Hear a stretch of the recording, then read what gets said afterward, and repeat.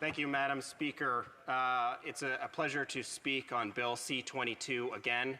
I spoke at it on second reading, raising my significant concerns with the Liberals' latest attempt at lawful access legislation here in Canada.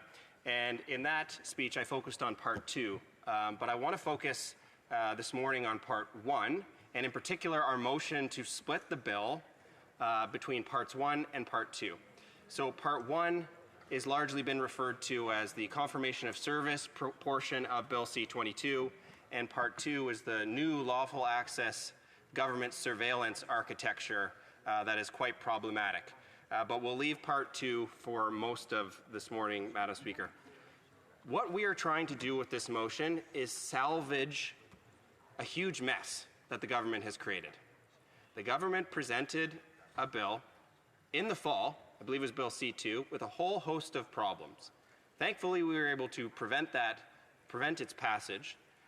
And then instead of going back to the drawing board and coming back to Parliament with a proposal on lawful access that was reasonable, proportionate, and balanced the needs of law enforcement to catch the bad guys, which we all want to do, but also protect Canadians' reasonable expectation of privacy on things that are important to them, such as their location data, their metadata, who they visit with, who they send emails to, who they send text messages to. Instead of doing that, we got Bill C-22, which created a whole new Part 2 architecture on surveillance, which uniformly industry, technology companies, anyone who knows anything about tech has come out and opposed.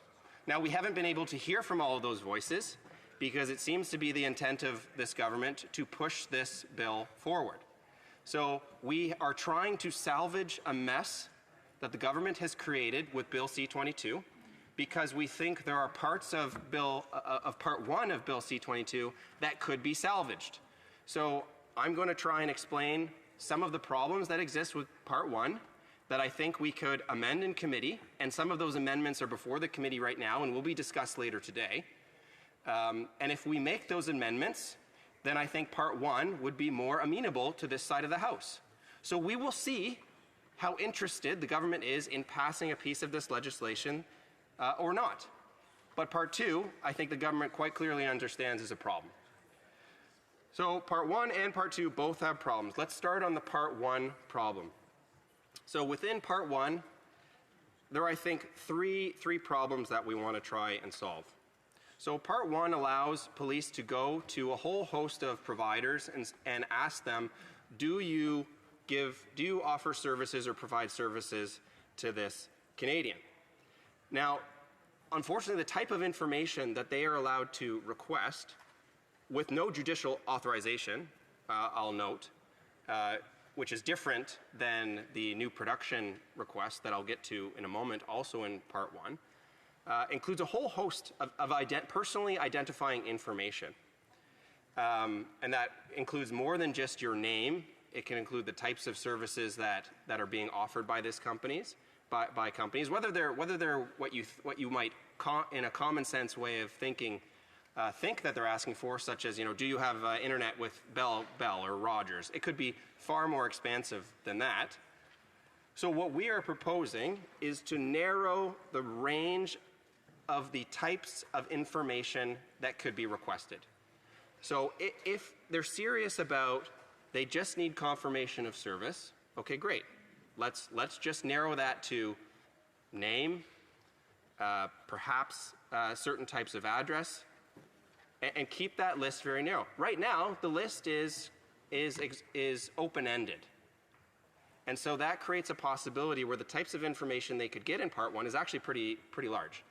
And this is a point that was raised by the Privacy Commissioner in its submission to the Public Safety Committee, in its submission to the Minister of Public Safety. And in fact, it was a recommendation by the Privacy Commissioner that the range of information under this provision of Part 1 be narrowed. And so, in fact, I believe it was both the Conservatives and the Bloc Québécois proposed an amendment to do that. And unfortunately, that has not been accepted yet by the government. And worse than that, not only are they refusing to accept these good faith amendments that are not even, that are our concerns, but the amendment itself was proposed by the Privacy Commissioner, is they're refusing to allow the Privacy Commissioner to be present at committee when these amendments are being discussed. So the Privacy Commissioner made several amendments. The first one I just mentioned, I'll mention two more with respect to Part 1. And during debate on this, Conservatives asked, like other government-related officials who are in the normal course permitted to attend and provide information to committee members and answer their questions, we requested the Privacy Commissioner be granted that same opportunity. We asked for it as a motion. We asked for it on unanimous consent. Every time it was denied. And so I've not heard a good reason why the Privacy Commissioner should not be permitted to attend committee and be available to parliamentarians, whether Conservatives, Bloc, Liberal, to answer questions about these amendments to Part 1. Second problem with Part 2. The range of people that can be requested to provide confirmation of service. Right now, it's any person who provides telecommunication services. Well, that's not very well defined in the Act. So that could encompass a whole host of providers beyond your normal telcos. So that could include, I don't know, say your lawyer, or say your grocery store, or say the hotel that you stayed at. And so, again, we have suggested an amendment that was originally proposed by the Privacy Commissioner to narrow the range of persons that could receive this confirmation request to just telecoms. Because that's the first thing that law enforcement wants to know. Are you providing a service to this person, a telecom service, internet service? And again, the Privacy Commissioner was denied the opportunity to be present at committee to answer questions on that amendment of narrowing the range of persons that could receive this. The third amendment, which I hope we'll get to in committee, but I don't believe we have yet, is once this request is made and once information is provided to law enforcement, that person who has provided the information to law enforcement should be required to produce a document that sets out what information was provided. So that if you have to go back and say, okay, well, if something goes wrong and we need to know what was provided, then we've got a document that says, this is what we provided. Again, a recommendation from the Privacy Commissioner, which, again, the Liberals have refused. So those are three critical problems on the substantive side with Part 1, and I'll add one more to that. And this is the threshold issue on the production order request, which is the second part of Part 1. So we have conservation of service, production order. So the Liberals have proposed that a production order, and in this case, which would have judicial oversight of some manner, not a judge necessarily, could be another judicial official like a peace officer who's not a judge, doesn't even have to be a lawyer, to lower the threshold to obtain that to reasonable suspicion from the traditional grounds of obtaining a production order, which is reasonable grounds to believe. And for the non-lawyers or non-initiated in these two thresholds, it's an important change.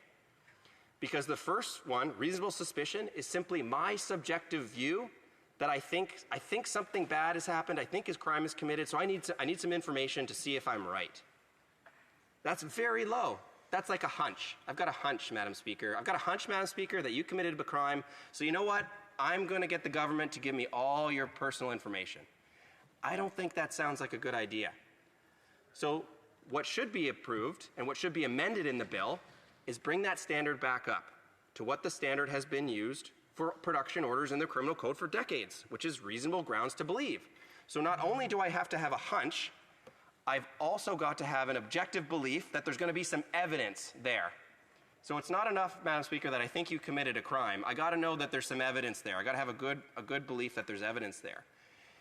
And through decades of jurisprudence from the Supreme Court and all common law jurisdictions, the court has said it is not enough to just have a hunch.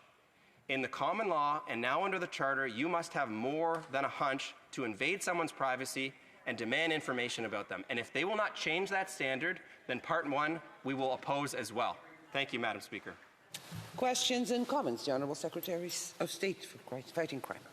Thank you, Madam Speaker. It's really rich to hear the Conservatives talking about the Supreme Court and upholding a Supreme Court decision, because generally what I've heard in debate over the last several months is just don't listen to the Supreme Court, do everything to oppose their decisions in the past.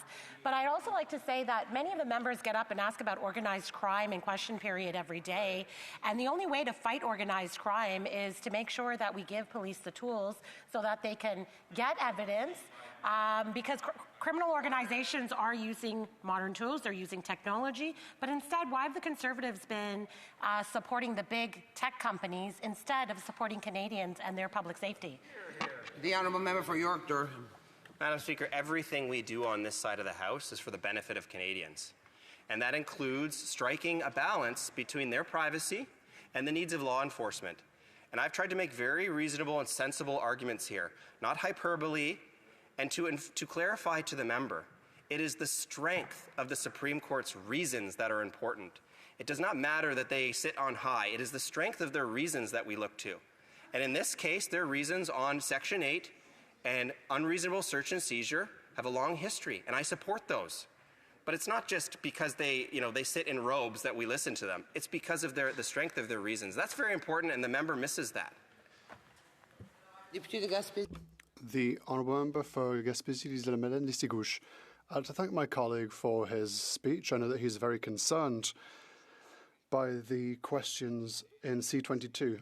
And the motion seeks to split the bill in two. I'd like to hear about the following. One of the concerns he raised was what C22 would allow if it was adopted, preserving private information over a year. He briefly mentioned it, but how does he interpret C22 as it is drafted now with regards to the kind of information that could be stored for up to a year?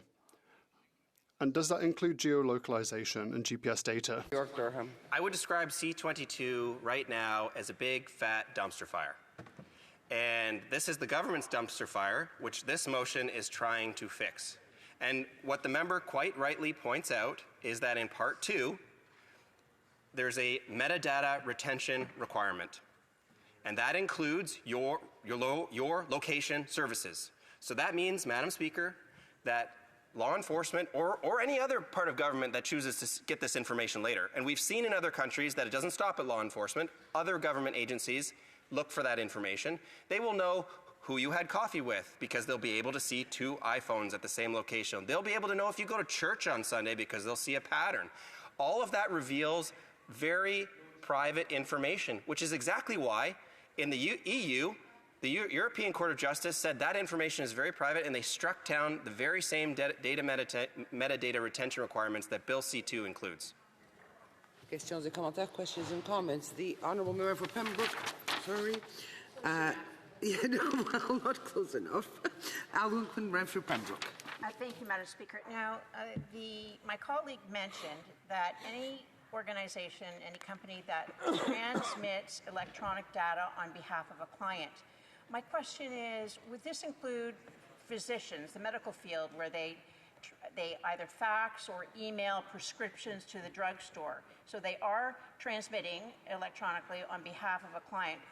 Would that be subject to Part 1 of C22? For York Durham.